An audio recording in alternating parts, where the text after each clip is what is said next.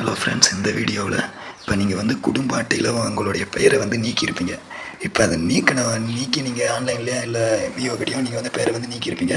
இப்போ நம்மளுடைய பெயர் குடும்ப அட்டையிலேருந்து நீங்கிடுச்சா இல்லையா அப்படின்னு சொல்லி நம்ம எப்படி தெரிஞ்சுக்கலாம் அப்படின்றத பற்றி இந்த வீடியோவில் பார்க்கலாம். இப்போ வந்து நம்ம ஒரு கூகுள் ப்ரௌசர் ஓப்பன் பண்ணிக்கோங்க. அதில் வந்து பார்த்திங்கன்னா tnpds.gov.in டைப் பண்ணிக்கோங்க. டைப் பண்ணிட்டு சர்ச் பண்ணிங்கன்னா உங்களுக்கு வந்து பொது விநியோக திட்டம் அப்படின்னு சொல்லிட்டு இந்த பேஜ் வந்து ஓப்பன் ஆகும். இதில் வந்து ஸ்க்ரோல் பண்ணிக்கின்னு கீழே வந்தீங்கன்னா உங்களுக்கு வந்து அட்டை தொடர்பான சேவை நிலையை அறிய அப்படின்னு இருக்கும். அதை வந்து கிளிக் பண்ணுங்கள். அதை கிளிக் பண்ண உடனே உங்களுக்கு வந்து குறிப்பு எண் அப்படின்னு சொல்லிட்டு இருக்கும். நீங்கள் வந்து ஏற்கனவே வந்து உங்களுடைய ரேஷன் கார்டுலேருந்து அட்டையிலேருந்து உங்கள் பேரை நீக்கிறதுக்கு ஏற்கனவே ஆன்லைனில் அப்ளை பண்ணியிருப்பீங்க. அப்போ வந்து பேமெண்ட் பண்ண உடனே குறிப்பு எண்ணுன்னு சொல்லிட்டு ஒரு ரெஃபரன்ஸ் நம்பர் வந்து உங்களுக்கு ஒன்று வந்திருக்கும். அந்த நம்பரை வந்து தெரிஞ்சிருக்கணும்.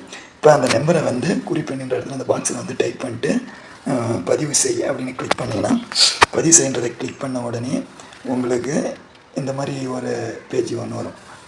கோரிக்கை குடும்ப உறுப்பினர் நீக்கம் அப்படின்னு இருக்கும். குறிப்பு நம்ம என்ன போட்டு விண்ணப்பம் பதிவு செய்யப்பட்ட தேதி போட்டிருக்கோம். கீழே டைமு அதாவது அது கீழே பார்த்தீங்கன்னா விண்ணப்ப பதிவிறக்கம் டவுன்லோட் அப்ளிகேஷன் இருக்கும். அதுவும் கீழே வந்து பார்த்தீங்கன்னா நம்மளுடைய விண்ணப்பம் எந்த ஸ்டேட்டஸில் இருக்குது, 2 ஸ்டேஜ் 1 ஸ்டேஜ் 2 கொடுத்துருவாங்க. இப்போ இந்த இதில் பார்த்தீங்கன்னா இது நம்ம ஒரு நம்பர் நான் சர்ச் பண்ணோம். அதில் வந்து பார்த்தீங்கன்னா ஆவண சரிபார்ப்பு நிலை அப்படின்னு இருக்குது. உங்கள் கோரிக்கை செயல்படுத்தப்பட்டு விட்டது, ஆவண சரிபார்ப்புக்காக காத்திருக்கணும் அப்படின்னு இருக்குது. இப்போ வந்து நம்ம இதை வந்து விண்ணப்ப பதிவிறக்கம் அப்படின்றத விண்ணப்பத்தை பதிவிறக்கத்தை கிளிக் பண்ணிங்கன்னா உங்களுக்கு இந்த மாதிரி ஒரு பேஜ் ஒரு ஸ்லிப் மாதிரி ஒன்று வந்து ஓப்பன் ஆகும். இந்த ஸ்லிப்பை நீங்கள் சேவ் பண்ணி பார்த்தீங்கன்னா உங்களுக்கு உங்கள் விண்ணப்பம் எந்த நிலையில் இருக்குன்றது கண்டுபிடிச்சிக்கலாம். உங்களுடைய குடும்ப அட்டையில் உங்களுடைய பெயர் நீக்கிட்டாங்களா இல்லை நீக்கலையா இல்லை சரிபார்ப்பு நிலையில் இருக்குதான்றதை நீங்கள் தெரிஞ்சுக்கலாம். இப்போ இந்த இதை செக் பண்ணும்பொழுது டாக்குமெண்ட் வெரிஃபிகேஷனுக்காக சரிபார்ப்பு நிலையில் இருக்கிறது அப்படின்னு போட்டுருக்காங்க. இப்போ வந்து இதில் பார்த்தீங்கன்னா வந்து உணவுப் பொருள் வழங்கல் மற்றும் நுகர்வோர் பாதுகாப்புத்துறைன்னு போட்டு மேலே வந்து குடும்ப உறுப்பினர் நீக்கன்னு கொடுத்துருவாங்க.